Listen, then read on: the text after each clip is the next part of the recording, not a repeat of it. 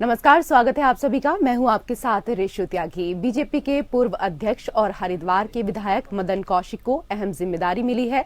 आपको बता दें कि बीजेपी के राष्ट्रीय विशेष आमंत्रित कार्य समिति के सदस्य की मदन कौशिक को अहम जिम्मेदारी सौंपी गई है। बीजेपी प्रदेश अध्यक्ष महेंद्र भट्ट ने पूर्व प्रदेश अध्यक्ष मदन कौशिक को पार्टी राष्ट्रीय कार्य समिति में विशेष आमंत्रित सदस्य मनोनीत करने के लिए राष्ट्रीय अध्यक्ष जेपी नड्डा और केंद्रीय नेतृत्व का आभार व्यक्त किया है। उन्होंने संगठन में राष्ट्रीय जिम्मेदारी मिलने पर मदन कौशिक को भी शुभकामना दी।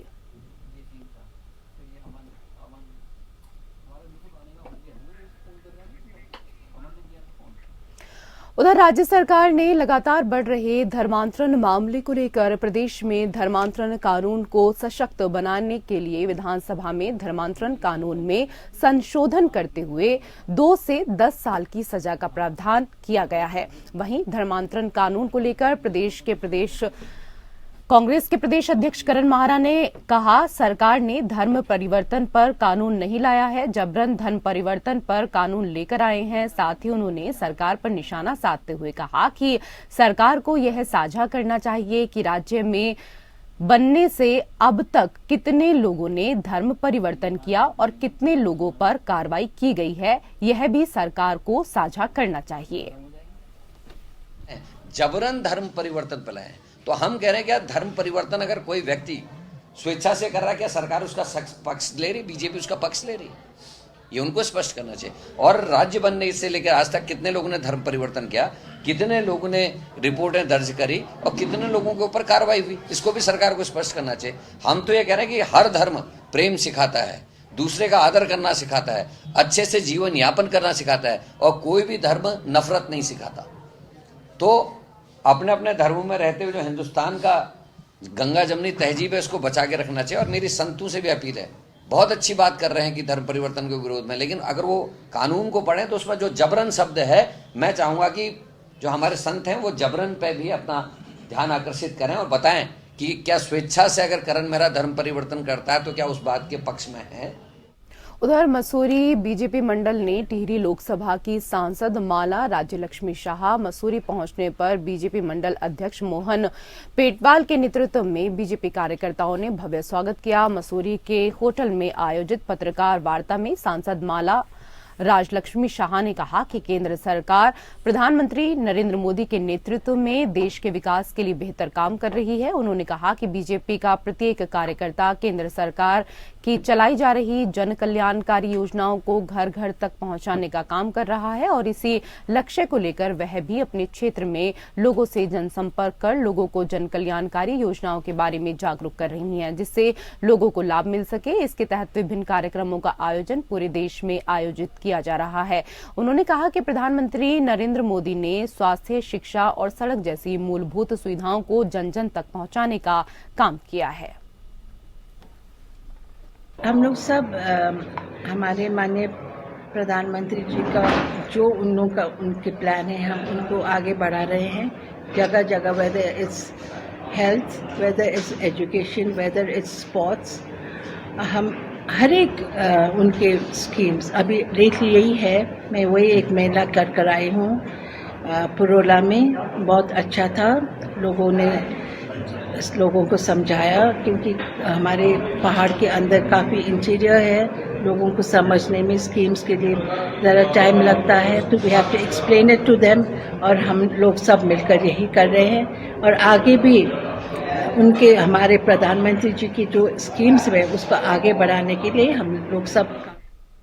उधर अंकिता हत्याकांड को लेकर पिछले काफी समय से ऋषिकेश में धरना प्रदर्शन चल रहा है। पिछले 5 दिनों से ऑल इंडिया कांग्रेस कमेटी के सदस्य जयेंद्र रमोला सहित तमाम लोग आमरण अनशन पर बैठे हुए हैं। आज जयेंद्र चंद्र रमोला के नेतृत्व में लोग मुख्यमंत्री आवास पहुंचे, जहां उन्होंने धरना प्रदर्शन शुरू कर दिया। धरना देने के कुछ देर बाद ही मौके पर पुलिस बल पहुंचा और बलपूर्वक उन सबको गिरफ्तार कर संबंधित थाने में ले आई।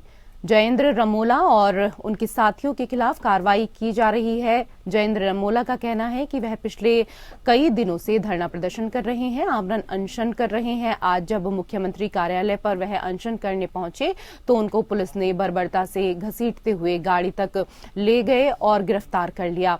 जब तक अंकिता को न्याय नहीं मिलेगा और वीआईपी का नाम उजागर नहीं होगा तब तक यह आंदोलन जारी रहेगा। और हमारे सहयोगी नीरज गोयल हैं फोन लाइन पर ज्यादा जानकारी के साथ। नीरज, तस्वीरें हमारे सामने हैं, हम देख रहे हैं कि किस तरह से पुलिस जो है वो कांग्रेसी नेताओं को अब हिरासत में ले रही है। अंकिता हत्याकांड का जो मामला है वो दरअसल अभी तक थमने का नाम नहीं ले रहा है। बीजेपी का क्या कुछ कहना है इस पूरे मसले को लेकर? जी, मैं आपको बता दूं, अंकिता हत्याकांड को लेकर काफी धरना प्रदर्शन, लोगों में रोष व्याप्त है कि जो है अभी तक अंकिता के हत्यारों को जो है सजा नहीं दी जा रही है। वहीं एसआईटी द्वारा जो है कहा कि हमारे पास पर्याप्त सबूत नहीं है, तो कहीं ना कहीं जांच को भी जो है बरगलाया जा रहा है। इसी को लेकर के पिछले काफी समय से ऋषिकेश में जो है न्याय संघर्ष समिति द्वारा धरना प्रदर्शन किया जा रहा था, लेकिन अभी 5-6 दिन से जो है जयेंद्र रमोला जी आमरण अनशन पर बैठे हुए थे। आज सारी टीम उनकी देहरादून पहुंची, मुख्यमंत्री के आवास के आगे की इसी बीच पुलिस की टीम वहां पहुंची और सभी को उठा करके जो है गढ़ी कैंट थाने ले जाया गया, जहां पर उनके खिलाफ कार्रवाई की जा रही है। वहीं सब लोग धरने पर बैठे हुए, उनकी मांग है कि जब तक वीआईपी का नाम उजागर नहीं होता तब तक ये धरना प्रदर्शन जारी रहेगा, आमरण अनशन जारी रहेगा। जी बिल्कुल। और इस दौरान यहाँ पर हमने ये भी सुना कि रमोला जी का कहना है कि वो पिछले कई दिनों से धरना प्रदर्शन कर रहे हैं और पुलिस कुछ भी कर ले, लेकिन जब तक अंकिता हत्याकांड की पूरी गुत्थी सुलझ नहीं जाएगी, पूरा मामला जो है उसका खुलासा नहीं हो जाएगा और जितने भी वीआईपी हैं सबके नाम एकदम उजागर नहीं हो जाएंगे, सामने नहीं आ जाएंगे, तब तक इसी तरीके से आंदोलन जारी रहेगा। जी, जयेंद्र रमोला है, राजेंद्र गैरोला है समेत तमाम लोग जो है यहाँ धरना प्रदर्शन और भूख हड़ताल पर बैठे हुए हैं। 40 दिन से अनशन चल रहा है, 5-5, 6-6 दिन लोग अब अनशन कर रहे हैं। पुलिस उनको उठा के ले आती है, अस्पताल में भर्ती करा देती है, फिर दूसरा बैठ जाता है। लोगों का कहना है कि जब तक अंकिता के जो हत्यारे हैं उनको फांसी की सजा नहीं दी जाती, और जो वीआईपी है, सबसे मेन मुद्दा उनका यह है कि जो वीआईपी है उसका नाम उजागर क्यों नहीं कर रही है पुलिस, क्यों उसको जो है तथ्य को छिपाने की कोशिश कर रही है, क्यों उसको बचाया जा रहा है। जब तक वीआईपी का नाम नहीं उजागर किया जाएगा तब तक ये आमरण अनशन जारी रहेगा और आंदोलन भी जारी रहेगा। जी, बहुत शुक्रिया तमाम जानकारी के लिए नीरज गोयल। खबरों में आगे बढ़ेंगे। बदलते वक्त के साथ विलुप्त होते पारंपरिक मांगल गीतों को संजोए रखने की पहल गढ़वाल केंद्रीय विश्वविद्यालय के फोक डिपार्टमेंट ने की है। इस पहल से जहां पहाड़ के पारंपरिक मंगल गीतों का विस्तार होगा, तो वहीं ये मंगल गीत कई महिलाओं की आजीविका का जरिया भी बनेंगे। ये गीत कभी उत्तराखंड की पहचान हुआ करते थे, लेकिन समय के साथ ये गीत लोगों की जुबान से दूर हो गए हैं। ऐसे लोकगीत जिनको मंगल के नाम से जाना जाता है, इनके संरक्षण एवं संवर्धन के लिए एक पहल गढ़वाल विश्वविद्यालय के फोक कल्चर विभाग और विभाग के प्रोफेसरों ने यहां स्थानीय महिलाओं को मंगल गीत सिखाए जा रहे हैं। महिलाओं को शादी समारोह से लेकर अन्य सांस्कृतिक कार्यक्रमों के लिए भी प्रशिक्षित किया जा रहा है। हमने केदारखंड के चमोली के मांगल और पौड़ी के मांगलों में हमने विशेष रूप से यहाँ पर गा रहे हैं। वैसे हम लोग, हमारी जो टीम है वो पूरे उत्तराखंड के मांगलों को गाएगी, और जो अभी हमने गाए हैं गणेश पूजा के मांगल गाए हैं, सगुन गीत गाए हैं, आह्वान गीत गाए हैं, और हमने जो बांध के गाने हैं वो गाए हैं, और दुल्हन को नहलाने तक के गाने हम यहाँ पर गाएंगे। हाँ, उन महिलाओं के लिए विशेष तौर पर यहाँ पर आय होगी ताकि वो अपनी ट्रेडिशन को तो एक साथ बचा सके, ताकि और रोजगार भी एक तरह से ये उभर कर सामने आएगा। हाँ, ये अच्छी बात है, पर मेरा ये मानना है कि अगर हम जैसे लोग अगर थोड़ा भी मदद करके हम अपनी महिलाओं को आगे बढ़ाने में आगे मदद कर सकते हैं तो ये मेरा सौभाग्य है। ये जो आज मांगल गीत का था, ये हमारे फोक डिपार्टमेंट जो है इसके द्वारा किया गया है, पर ये बहुत अच्छा जो हमारी संस्कृति है, जो हमारे पहले जो बुजुर्ग लोग बैठ के और ये जो मांगल गीत गाते थे वो खत्म हो चुकी थी, पर आज फोक डिपार्टमेंट ने एक वो अच्छा वो कर रखा है। ये पहली पहल है उनकी, जो यहाँ पर हमारे घर में हमारी बेटी की साक्षी मल के उसमें वो कर रहे हैं, तो मुझे बहुत अच्छा और बहुत बढ़िया है। ये इनको आगे हमको प्रोत्साहन देना चाहिए। ये प्रयास है विश्वविद्यालय का कि जो उत्तराखंड का जनमानस है वो अपनी जो विलुप्त होती लोक कलाएं हैं और जो मांगलिक कार्यों में विभिन्न तरह के जो वाद्य यंत्रों का प्रयोग किया जाता था उनको पुनर्जीवित किया जा सके, विश्वविद्यालय का प्रयास है। राहुल भाई, आय कितनी हो पा रही है? ये देखिए, आज इसका प्रथम चरण है, आज पहली लॉन्चिंग है। तो अभी ये एक तरह से डेमोस्ट्रेशन के लिए इस कार्यक्रम को लॉन्च किया गया है और कोशिश की जाएगी कि आगे भविष्य में होने वाले कार्यक्रमों में इसे जो है विश्वविद्यालय के सहयोग से जो यहाँ के स्थानीय कलाकार हैं उनको इससे जोड़ा जाए और उनकी आय को जो है उनकी आय में वृद्धि की जा सके। जो हमारे विश्वविद्यालय में आए उसके बाद उन्होंने सीखने के बाद अब वो हमारी एक टीम बन चुकी है जिनका कि आज पहला कार्यक्रम हमारा यहाँ पर है। और गढ़वाल विश्वविद्यालय की तरफ से अब शादियों में जहाँ भी शादियाँ होंगी, जहाँ भी आमंत्रित किया जाएगा हम सभी लोगों को, हम अपनी 2-3 टीमें अलग अलग जगह भी भेज सकते हैं और जो प्रशिक्षणकर्ताओं ने जो इनको सिखाया है वो शादियों में जा करके मंगल गायन हम करेंगे। अच्छी बात है, लेकिन हम शहरों की शादियों में भी इस तरह का हम ट्रेन, इससे क्या होगा कि एक तो हमारा मंगल जो है मजबूत होगा, हमारी संस्कृति मजबूत, दूसरी जो कॉकटेल आजकल जो कॉकटेल जो चल रहा है वो खत्म हो जाएगा, आर्थिकी भी मजबूत होगी और आर्थिकी भी मजबूत होगी और जिससे कि इनको रोजगार भी मिलेगा। अभी तो हमने कुछ महिलाएं जोड़ी, हमारे पास लगभग स्टार्टिंग में 50 से 100 महिलाएं जुड़ी हैं और धीरे धीरे हमको और भी फ़ोन आ रहे हैं, सभी लोगों के फ़ोन आ रहे हैं, तो इससे बढ़ेगा धीरे धीरे और हम इसी तरह से प्रयास करते रहेंगे। और अब बात पौड़ी की करेंगे। पौड़ी पुलिस अब नाबालिग बच्चों और युवाओं को नशे की लत से बचाने के प्रयासों में जुट गई है। इसको लेकर जिले के मेडिकल स्टोर से लेकर उन तमाम दुकानों में छापेमारी अभियान पुलिस प्रशासन के द्वारा चलाया जा रहा है जहां नशे की सामग्री को धड़ल्ले से बेचा जा रहा है। पुलिस ने छापेमारी अभियान के दौरान शहर की कई दुकानों से नशे की सामग्री को भी जब्त किया है। वहीं मेडिकल स्टोर में पहुंचकर दवा विक्रेताओं को भी इस दौरान हिदायत दी गई है कि कोई भी युवा बिना अस्पताल ओपीडी पर्चे के अगर इंजेक्शन और दवा मांगे तो उसे बिल्कुल भी ना दें। वहीं पुलिस ने कहा कि नशा मुक्त देवभूमि अभियान को सफल बनाने के लिए उनका ये छापेमारी अभियान लगातार जारी रहेगा ताकि शहर को नशा मुक्त बनाया जा सके। माननीय मुख्यमंत्री महोदय ने भी जो ड्रग्स फ्री देवभूमि के लिए बताया है तो उसको लेकर भी सभी थाना प्रभारियों को जो हमारी एंटी नारकोटिक्स टास्क फोर्स है उसको एक्टिवेट करना और नशे के खिलाफ एक तो जागरूकता और उसके अलावा जो जहां से नशे की सप्लाई हो रही है उस सप्लाई चेन को तोड़ना, जो हमारे पेडलर्स हैं उसके साथ साथ मुख्यतः जहां सप्लाई चेन है, जो सप्लायर्स हैं, उन पर भी जो है कार्रवाई करने हेतु मेरे द्वारा निर्देश दिए गए। और अब बात टनकपुर की करेंगे। टनकपुर वन विभाग शारदा वन रेंज टीम को लीसा तस्करी रोकथाम में बड़ी कामयाबी मिली है। ककराली गेट बैरियर पर वन विभाग की टीम ने 8 लाख के अवैध लीसे सहित एक ट्रक वाहन को जब्त किया है। हालांकि वन विभाग की कार्रवाई के दौरान मौके से चालक फरार होने में सफल रहा। शातिर तस्करों ने अवैध लीसा लाने के लिए वाहन में अलग से चैम्बर बनाया हुआ था, लेकिन ककरोली वन चौकी इंचार्ज महेश सिंह अधिकारी और उनकी टीम की चौकसी और सघन तलाशी की वजह से लीसा पकड़ने में वन विभाग सफल रहा है। वन विभाग की सफलता की जानकारी वन क्षेत्राधिकारी शारदा महेश सिंह बिष्ट ने प्रेस कॉन्फ्रेंस करके दी है। उन्होंने बताया कि प्रभागीय वनाधिकारी वन प्रभाग हल्द्वानी बाबूलाल एवं उप प्रभागीय वनाधिकारी शारदा ममता चंद के निर्देशों के क्रम में वन क्षेत्राधिकारी शारदा रेंज महेश सिंह बिष्ट के नेतृत्व में मुखबिर की खास सूचना पर शुक्रवार की सुबह लगभग 8 बजे वन महकमे को बड़ी सफलता मिली है। ये जो क्या कहते हैं कैंटर है, ये ऊपर चंपावत से आ रहा था। सरोवर नगरी नैनीताल में कुमाऊं मंडल विकास निगम के मुख्यालय पर संयुक्त कर्मचारी महासंघ कुमाऊं और गढ़वाल मंडल के बैनर तले प्रदेश अध्यक्ष दिनेश गुरुरानी और कर्मचारी नेता चंदन चंदोला के नेतृत्व में कर्मचारियों ने मुख्यालय प्रांगण में कर्मचारियों ने पौधारोपण कर अनिश्चितकालीन धरना प्रारंभ किया। इस दौरान कर्मचारियों ने सरकार और अधिकारियों के खिलाफ जमकर नारेबाजी की है। इस दौरान प्रदेश अध्यक्ष दिनेश गुरुरानी ने कहा, नियमितीकरण को लेकर पूर्व महीनों में नोटिस दिया गया था और साथ ही निगम कर्मचारियों की अभी तक की समस्याओं का समाधान न होने पर आज गढ़वाल मंडल और कुमाऊं मंडल मुख्यालय पर अनिश्चितकालीन धरना प्रदर्शन प्रारंभ कर दिया गया है।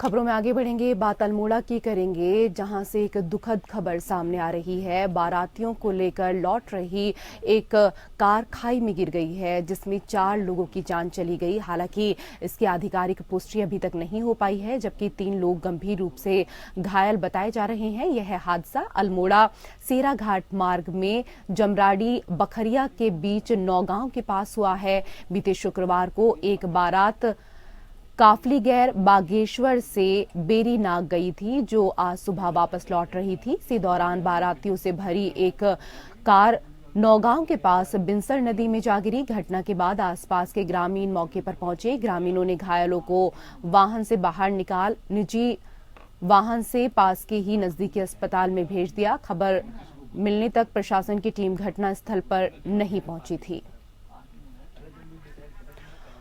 और हमारे सहयोगी हिमांशु हैं फोन लाइन पर ज्यादा जानकारी के साथ। हिमांशु, बहुत दुखद ये खबर है, बारातियों की ये गाड़ी थी। इस दौरान ये बताइए कि बताया जा रहा है कि 4 लोगों की जान चली गई है, लेकिन कुछ लोग घायल भी हुए हैं। उनकी हालत कैसी है फिलहाल? जी, मैं बिल्कुल बताना चाहूंगा। आज सुबह करीब 9:30 बजे का ये हादसा है। अल्टो कार जमराड़ी से आगे नौगांव नामक जगह पर खाई में गिर गई थी, जिसमें 4 लोगों की मौत हो गई थी। पहले पुष्टि इसमें नहीं हो पाई थी, तो फिलहाल अब इसकी पुष्टि हो चुकी है 4 लोगों की मौत की। वहीं 2 लोग गंभीर रूप से घायल हैं, जिन्हें सीएचसी धौलछिना में उपचार दिया जा रहा है। और प्रशासन और एसडीआरएफ की टीम भी मौके पर पहुंच चुकी है। घटनास्थल पर जानकारी जुटाई जा रही है। जी, बहुत शुक्रिया तमाम जानकारी के लिए हिमांशु। खबरों में आगे बढ़ेंगे। पंचायती राज विभाग के अंतर्गत संचालित सतत विकास लक्ष्यों की पूर्ति के लिए 9 थीम्स और 17 गोल्स विषय पर आधारित आशा कार्यकर्ताओं और आंगनबाड़ी कार्यकर्ताओं के लिए कृषि मंडी 2 दिवसीय प्रशिक्षण कार्यक्रम ने शुरू किया है। प्रशिक्षण के मौके पर ट्रेनर धनंजय सक्सेना ने कहा कि 70% बीमारियां दूषित पानी पीने से होती हैं। वर्तमान समय में पानी की स्थिति तेजी से खराब हो रही है। साथ ही कहा कि मौसम चक्र से उत्पन्न हो रही दूषित जल की समस्या के बारे में आशा कार्यकर्ताओं और आंगनबाड़ी कार्यकर्ताओं को जानकारी दी गई है। एसडीजी को सतत विकास लक्ष्यों की पूर्ति होगी। ये जो 193 देश के राष्ट्राध्यक्षों ने उसमें दस्तखत की है, और उसमें यह है कि हमें 17 गोल जो थे हमारे, उन 17 गोलों को 9 गोलों में समाहित किया गया है। और वो गोल ऐसे हैं जो हमारे ग्रामीण स्तर से जुड़े हुए हैं। इसके अंतर्गत 2030 तक इन लक्ष्यों की हमें पूर्ति करनी है। जो सतत विकास लक्ष्य है हमारे, वो हमारे सबसे पहली चीज है एक गांव, स्वस्थ गांव, बाल हितैषी गांव, और आपका पर्याप्त जल युक्त गांव, इसके साथ साथ सुशासन वाला गांव और महिला हितैषी गांव, बाल हितैषी गांव। इस तरीके से 9 थीम है, जिनको लेके यहाँ पे हर विकास खंड में 6-6 दिन का प्रशिक्षण आयोजित किया। और अब बात हल्द्वानी की करेंगे। हल्द्वानी के गुरु तेग बहादुर स्कूल में पढ़ने वाले छात्रों के ऊपर पुलिस ने मामले में 3 नाबालिगों के खिलाफ नियमानुसार कार्रवाई की है और कल तीनों को कोर्ट में पेश किया जाएगा। साथ ही इस दौरान झगड़ा करने वाले लोगों के खिलाफ भी पुलिस मुकदमा दर्ज कर रही है। सीसीटीवी फुटेज के आधार पर और स्कूल प्रशासन की दी गई तहरीर पर 20 से ज्यादा उपद्रवियों को चिन्हित कर मुकदमा दर्ज किया गया है। आज दोपहर के समय हुए चाकू से हमले के मामले में पुलिस ने 3 नाबालिगों को चिन्हित किया है। पुलिस ने कानून के हिसाब से पकड़े गए तीनों नाबालिगों के खिलाफ कार्रवाई शुरू कर दी है और कल उनको जेजे कोर्ट में पेश किया जाएगा।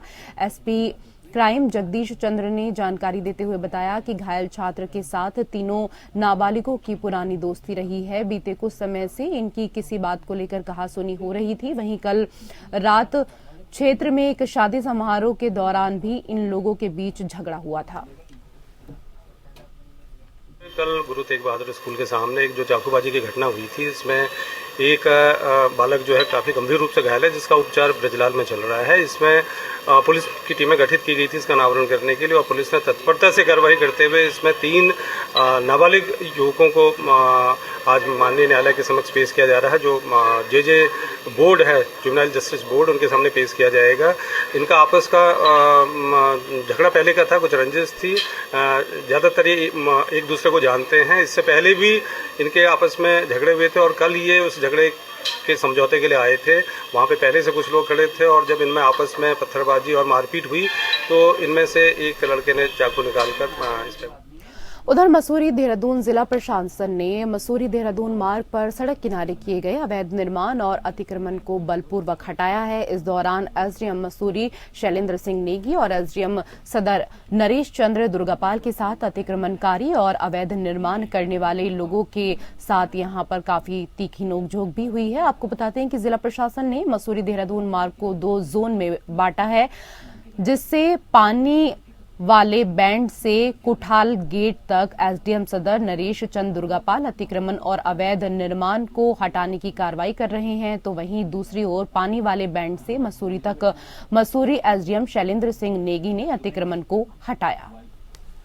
आज जो है जितनी भी दुकानें यहाँ पर है वो ग्रामीण लोगों की है, और इसमें जो है कल जो है जो आदेश हुए थे कि जितनी दुकानें हैं वो सब दुकानें जो है हटाई जाएंगी। कल सुबह हमने रात को ही माननीय मंत्री जी से बात की थी, और वो हमारे उन्हीं की विधानसभा यहाँ पर है। जितने भी लोग हैं सब जो है हमारे मंत्री जी उनकी रक्षा के लिए हमेशा हमारे साथ में रहते हैं।